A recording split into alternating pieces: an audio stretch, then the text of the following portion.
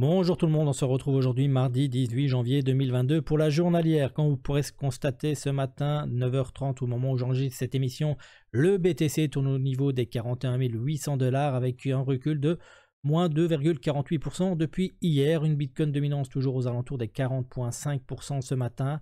Un crypto fear rate toujours dans l'extrême fear aux alentours des 24. Au niveau order flow, rien à rajouter par rapport à hier. Donc, comme vous pouvez le constater, on est toujours sur la chasse entre vendeurs et acheteurs. Hier, vers 23h, on a fait sortir des shorters. Et là, principalement, ce matin, ce sont des shorters qui rentrent sur le marché. Au niveau SP500, on est sur le bas de mon canal haussier. On est en train de le casser légèrement. Donc, j'espère qu'on va pouvoir finir notre journée au-dessus des 4622 points. Au niveau weekly, comme vous pourrez le constater, nous sommes toujours en train de tracer des points hauts toujours plus hauts et des points bas toujours plus hauts. Donc il ne faut surtout pas venir casser cette tendance, donc ne pas venir franchir les 4492 points. Alors là, on transerait un M-top et là ce serait plutôt bearish pour la suite du SP500. Au niveau du dollar, toujours pareil, on est dans notre biseau descendant qui tôt ou tard risque de casser fortement à la hausse. Là on est venu toucher le bas de notre biseau début de semaine, donc le 14 janvier, et là on est en train de reprendre une légère tendance haussière. En weekly, on peut remarquer qu'on trace toujours des W, donc des points hauts toujours plus hauts et des points bas toujours plus hauts, donc toujours une tendance haussière. Personnellement, moi j'aimerais bien qu'on vienne casser ici plus ou moins les, attendez, je vous dis ça tout de suite, les 93 278 qui nous permettraient de repartir sur une grosse tendance baissière, mais je n'y crois pas. Je pense vraiment qu'on va venir se servir de la zone des 0,382 au niveau des 94 $ pour faire un appui pour repartir une grosse tendance haussière. Maintenant, malheureusement, ça n'arrangera pas nos affaires au niveau des crypto-monnaies. Au niveau du Nasdaq, on est toujours dans notre canal haussier au niveau daily. Donc voilà une possibilité de venir rechercher le haut de ce canal. Mais attention, en weekly, on vient de valider un M-top weekly. Donc ça, généralement, ce sont des tendances fort bearish. Donc une belle possibilité de revenir rechercher la zone des 0,382 au niveau des 12 947.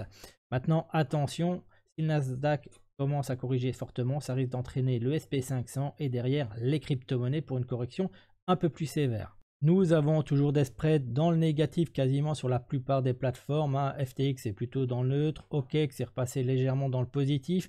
Mais pour Bybit et Binance, on est toujours dans le négatif. Donc c'est plus qu'intéressant. Regardez maintenant au niveau de mon graphe en 1 heure, ces petits cercles bleus que je vous ai fait. Donc c'est pour ceux qui aimeraient faire du trading, on va dire, sur du court terme.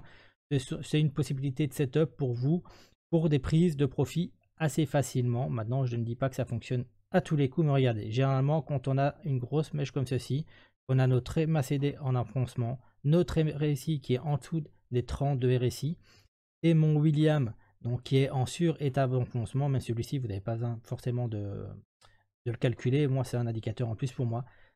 Derrière, on a toujours une reprise haussière qui peut être assez important. Regardez, boum, reprise de 3,4% ici. Et à chaque fois, regardez, ici, correction, qu'est-ce qui se passe?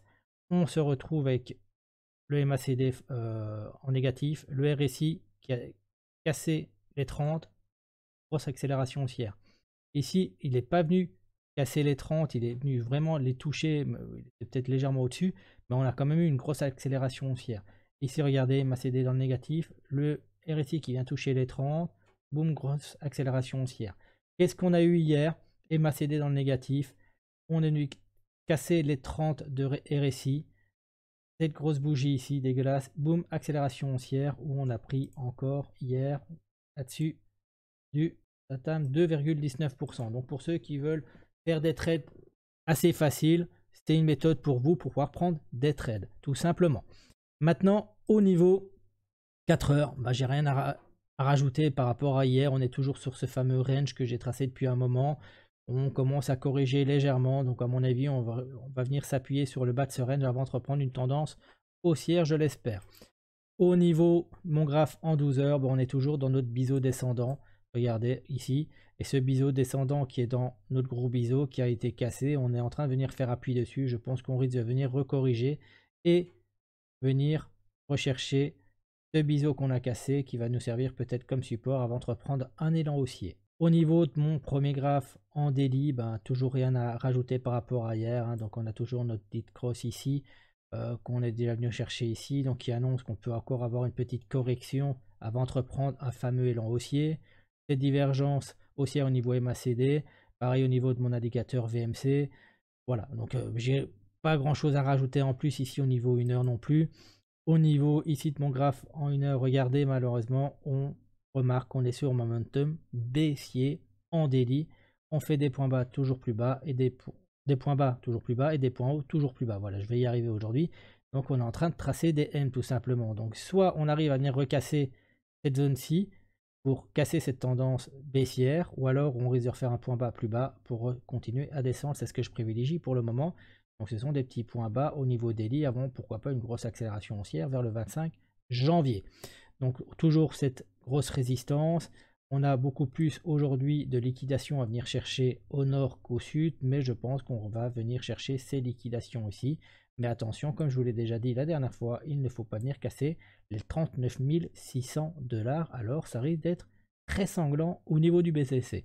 Au niveau weekly, voilà, comme je vous l'ai dit ici, pour l'instant, je pense qu'on va être dans ce range-ci cette semaine. Avant, pourquoi pas venir casser ce gros biseau descendant à partir du 25 janvier. C'est quelque chose que j'espère personnellement. Donc voilà, pour moi, on va être sur cette zone de cours entre les 36 080, donc comme je vous l'ai dit, plutôt les 39 610 minimum et les 43 817 avant, pourquoi pas, avoir une grosse accélération au niveau du BTC, mais j'ai rien d'autre à dire au niveau weekly, donc toujours en momentum, plutôt bearish. Donc voilà, j'ai pris la décision de vous rajouter 2 graphes supplémentaires au niveau de mes analyses journalières. Donc c'est pour ceux qui veulent trader sur les suivis de tendance, pour ceux qui sont plutôt bearish ou ceux qui sont plutôt bullish. Donc je vais vous donner mon analyse jour par jour aussi au niveau de tout ça. Maintenant, je vais vous expliquer un petit peu comment j'ai fait. Donc j'ai fait des zones de rechargement reverse. Donc ce sont des zones de rechargement bearish. Et sur mon graphe bullish, on aura nos zones de rechargement au niveau bullish, tout simplement. Donc ça s'appelle des zones de rechargement reverse quand on part au sud. Donc par rapport à ça, attention, ça ne marche pas à tous les coups. C'est pour ça que j'ai mis cet exemple-ci aussi. Si vous regardez bien, pour avoir ici ce tracé, il faut que déjà le point bas ait été cassé, donc validé, et que le point haut ait été cassé à la baisse pour être validé. Donc ici, vous allez vous retrouver avec ma zone de rechargement entre les 0,786 et les 0,618. Vous êtes d'accord avec moi?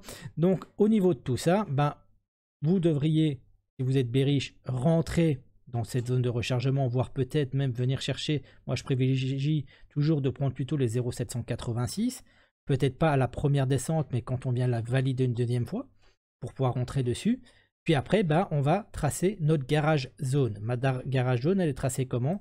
Sur le dernier élan haussier avant ma zone de rechargement. D'accord? Donc ça veut dire que ici, c'est mon point haut avec mon point bas qui me trace une garage zone ici. Malheureusement, ici, regardez bien, le marché n'a pas été bearish. On est reparti à la hausse, donc il était invalidé. Donc quand vous voulez rentrer sur des trades comme ceci, moi, ce que je fais, du moment où je remarque, je mets un stop. Si je vois que je viens casser mon plus haut, je sors du trade tout simplement. D'accord? Donc du moment où je vois qu'on a cassé le plus haut, ma zone de rechargement bearish, je revends mon trade. Maintenant, au niveau d'ici, de cette tendance, regardez bien, ici on a notre zone de rechargement, on a bien cassé le plus haut et ici on a bien cassé le plus bas. Zone de rechargement entre les 0,786 et les 0,618, donc entre les 51 107 et les 57 280. Vous aviez la possibilité de rentrer plusieurs fois, donc vous attendez peut-être une correction, venir retracer ici. On recherche au 0,786, d'accord? Boum, et on se trace notre garage jaune qui est ici entre le dernier point haut, ici, tout simplement, d'accord? Donc ici, on a notre zone de rechargement sur cet élan-ci qui nous génère notre garage zone ici. Et là, vous pourrez voir que boum, on est venu parfaitement mécher dedans, tout simplement. Donc là, c'était un trade payant où vous auriez pu faire des bénéfices assez facilement.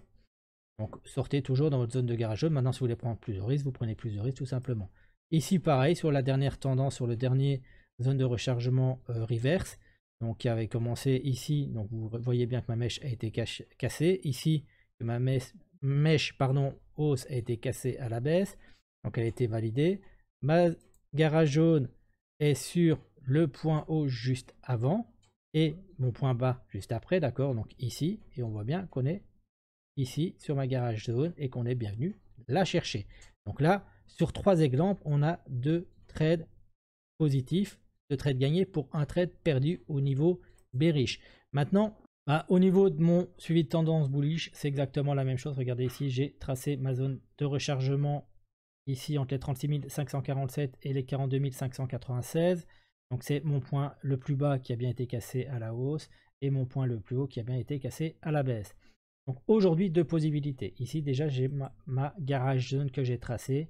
Donc sur la dernière montée avant cette tendance haussière. D'accord? Et pareil ici. Donc ma garage jaune est tracée sur ma dernière montée avant mon ATH tout simplement. Donc possibilité. Donc ici, ce trade-ci, si vous seriez rentré au niveau des 0,786 dans cette zone-ci, d'accord, aujourd'hui, ce trade ne serait toujours pas sorti, mais on aurait été assez proche. D'accord? Mais en même temps, notre trade est toujours valide. Pourquoi? Parce qu'on n'a toujours pas cassé notre plus bas, donc les 27 600 $. Donc aujourd'hui, c'est un trade valide. Pareil ici sur cette zone de rechargement, sur cette dernière tendance haussière. Notre zone de sortie, notre garage zone se situe entre les 74 591 et les 78 022 $. Donc aujourd'hui, on a une correction. On est bienvenu rechercher notre zone de rechargement. On a bien cassé notre zone des 0,786. Donc, quand vous attendez de refranchir les 0,786, vous rentrez dedans et on attend l'élan haussier. Donc là, vous avez une possibilité au niveau des 0,786 de venir faire du 62-63% de bénéfices si on arrive à la garage zone. Maintenant, autre possibilité ici. Ici, regardez, j'ai mis mes longues au niveau, donc c'est un ratio, donc de gain en 2 pour 1 tout simplement au niveau de mes sorties. Donc ici, regardez, on est comme ça, boum, boum, boum. On vient bien chercher notre zone des 0,786 une fois. Je rentre ici, par exemple, sur le trade.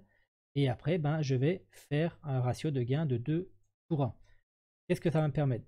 Déjà, premièrement, j'ai mis mon bas sur mon point le plus bas, tout simplement. Donc, ça veut dire que si aujourd'hui, on casse ce plus bas, je revends mon trade et je suis sur un trade perdant qui aujourd'hui, même sur du long terme, il est toujours dans le positif. Enfin, il est toujours pas perdant parce qu'on n'a toujours pas cassé ce plus bas.